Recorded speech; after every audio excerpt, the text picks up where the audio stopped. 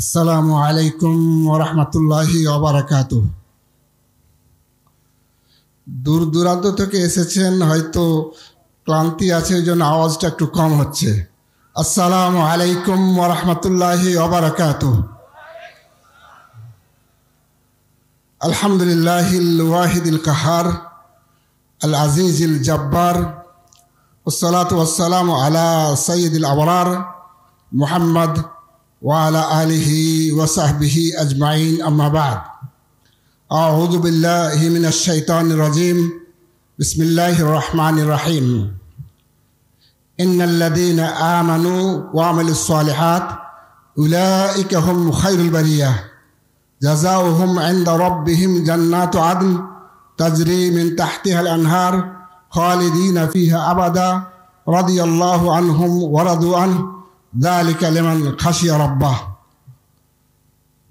2022 সালের ষষ্ঠ কনফারেন্সের সম্মানিত সভাপতি, মঞ্চে উপবিষ্ট আল জামিয়া সালাফিয়ার সম্মানিত শিক্ষক মণ্ডলী, সামনে উপবিষ্ট দেশের বিভিন্ন প্রান্ত থেকে আগত সুধীমণ্ডলী, পর্দার আড়ালে মা ও বোনেরা, প্রথমেই শুকরিয়া আদায় করি সেই মহান রব্বুল আলামিনের দরবারে, যার অফুরন্ত মেহেরবানির উপরে ভর করে আজকে আমরা এই মহতি কনফারেন্সে উপস্থিত হওয়ার সুযোগ লাভ করেছি। আলহামদুলিল্লাহ।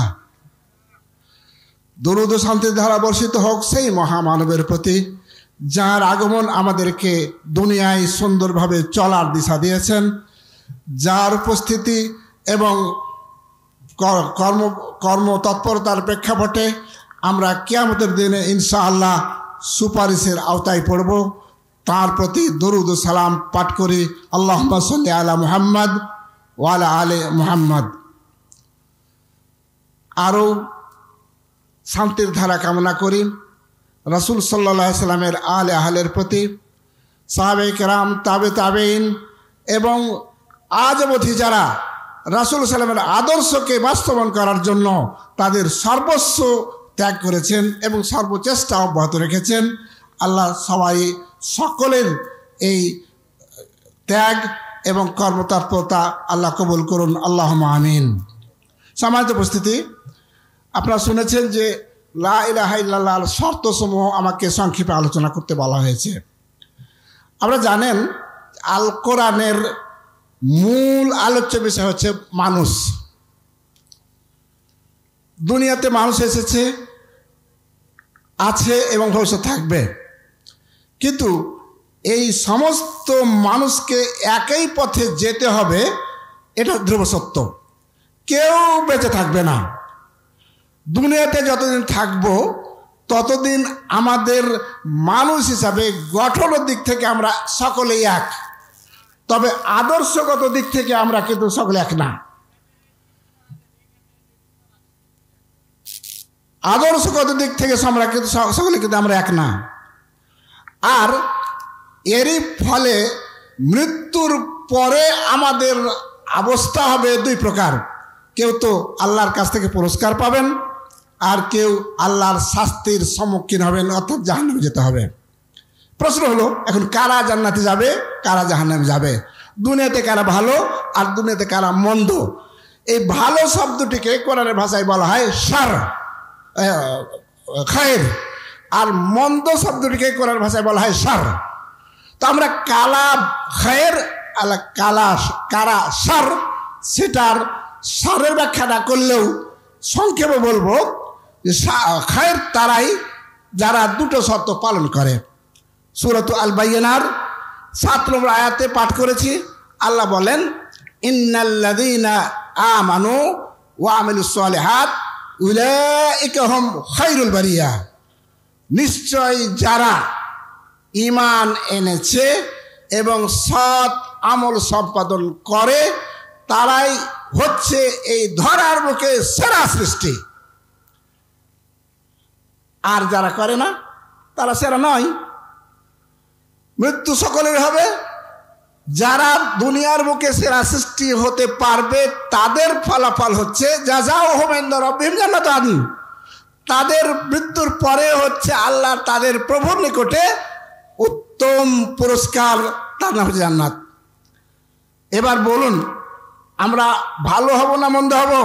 বলুন আপনারা ভালো হব না মন্দ হব?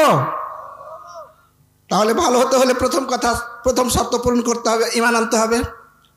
এই ঈমান আনার দরজা যেটা, সিঁড়ি যেটা, সেটা হচ্ছে কালেমা লা ইলাহা ইল্লাল্লাহ মুহাম্মাদুর রাসূলুল্লাহ। পড়ুন আপনারা, লা ইলাহা ইল্লাল্লাহ মুহাম্মাদুর রাসূলুল্লাহ। ভালো হওয়ার জন্য, ঈমান আনার জন্য প্রথম সিঁড়ি হচ্ছে এটা। এখন প্রশ্ন হলো, আমরা যারা অসংখ্য 750 কোটি মানুষের ভিতরে যারা এই কালেমা পড়েছি তাদের অবস্থা, আর যারা পড়েনি তাদের অবস্থা আপনারা বিবেচনা করেন। যারা পড়েনি তাদের ঠিকানা নিশ্চিতভাবে জাহান্নাম। যারা পড়েছি তারা এবার জান্নাতে যেতে হলে এই শর্ত পূরণ করতে হবে। কালেমার শর্তগুলি কয়েকটি আপনাদের সামনে আমি উল্লেখ করার চেষ্টা করছি। 1 নম্বর শর্ত হলো, কি পড়েছি এটা বুঝেছি কি? না বুঝে পড়লে কোনো লাভ নাই। আমাদের দেশে অর্থ আছে যে আল্লাহ ছাড়া কোনো মাবুদ নেই, এই অনুবাদ ভুল, অসম্পূর্ণ। কারণ আমরা দেখতে পাই আল্লাহ ছাড়া মাবুদ আছে। যারা অন্যান্য ধর্ম আছে তারাও তো ইবাদত করে, আমরা দেখতে পাচ্ছি। লা মাবুদা, এই লা ইলাহা ইল্লাল্লাহর অর্থ আল্লাহ ছাড়া কোনো মাবুদ নেই এই পর্যন্ত বললে পরিপূর্ণ অর্থ হয় না। অবশ্যই আমাকে জানতে হবে যে লা মাবুদা বিহাক্কিন ইল্লাল্লাহ, আল্লাহ ছাড়া সত্য কোনো মাবুদ নেই।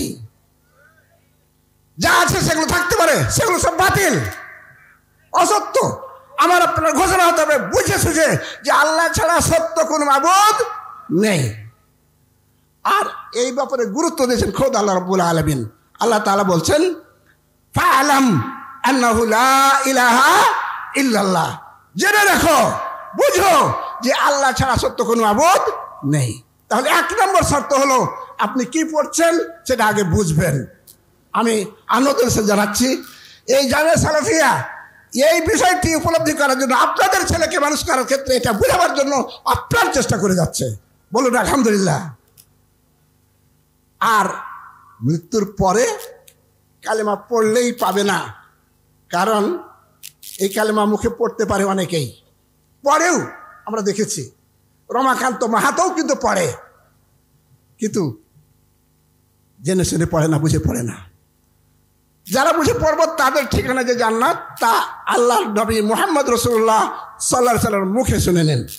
আল্লাহ রাসূল বলছেন, মান মাতা ওয়া হুয়া ইয়ালাম আন্নাহু লা ইলাহা ইল্লাল্লাহ দাখালাল জান্নাহ। যে ব্যক্তি মারা গেল এই অবস্থায় যে সে বুঝলো, জানলো যে আল্লাহ ছাড়া সত্য কোনো মাবুদ নেই, তার জন্য হচ্ছে আল্লাহ রাসূল বলছেন তার লোক জান্নাত। আমরা ইনশাআল্লাহ এই বিষয়টি বুঝবো তো। তাহলে জান্নাত যারা পড়ে না তাদের রেখে দিচ্ছে আগেই, যারা পড়ছি তারা এই বুঝে যদি না পড়তে পারি তাহলে কোনো লাভ হবে না।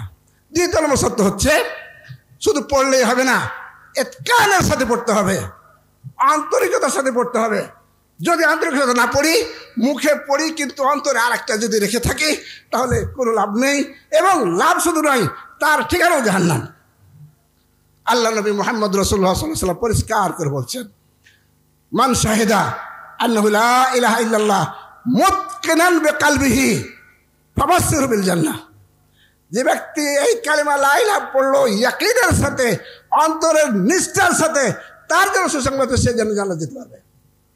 যদি অন্তরের সাথে না পড়ি, মুখে পড়ি, অন্তর একটা রাখি, তার নাম কিন্তু মুনাফিক, তার নাম কিন্তু মুনাফিক। মুনাফিকি চরিত্র রেখে যে কালেমা পড়বে তার ঠিকানা জান্নাত নয়, জাহান্নাম। শুধু জাহান্নাম নয়, ইন্নাল মুনাফিকিনা ফি দারকিল আসফালি মিনান নার, জাহান্নামের সবচেয়ে নিচের স্তরে তার ঠিকানা। কালেমা পড়লে হবে না, তাহলে ইতকানের সাথে পড়তে হবে। 2 নম্বর সত্য, গেল। 3 নম্বর শর্ত হচ্ছে আল কবুল। সমাজে বসতি কালেমা পড়ার সাথে সাথে দায়িত্ব আমার সামনে এসে যায়। এই কালেমার দাবি অনুযায়ী কি করতে হবে তা আমার সামনে এসে যায়। কালেমা পড়ার সাথে সাথে আপনাকে কবুলের নিশ্চয়তা দিতে হবে যে এর দাবি যা আছে, এর অধীনে কর্মশীল যা কাজ আছে তা আপনাকে মনে প্রাণে মেনে নিতে হবে, কবুল করতে হবে। যদি করতে না পারেন তাহলে কালেমা পড়ে লাভ নাই। 4 নম্বর শর্ত হচ্ছে শুধু কবুল নয়, এতাত। এই দাবিকে বাস্তবায়ন করা, নিজের জীবনে বাস্তবায়ন করা। সমাজ উপস্থিতি আমাদের সমাজে চালু আছে এখন যে নামাজ না পড়লে কি হবে, আমার ঈমান পাকা, লাভ নাই, কারণ সে কবুল করতে পারেনি। এই কালেমার দাবি সে কবুল করতে পারেনি। বাস্তবায়ন করার ক্ষেত্রেও একই কথাই।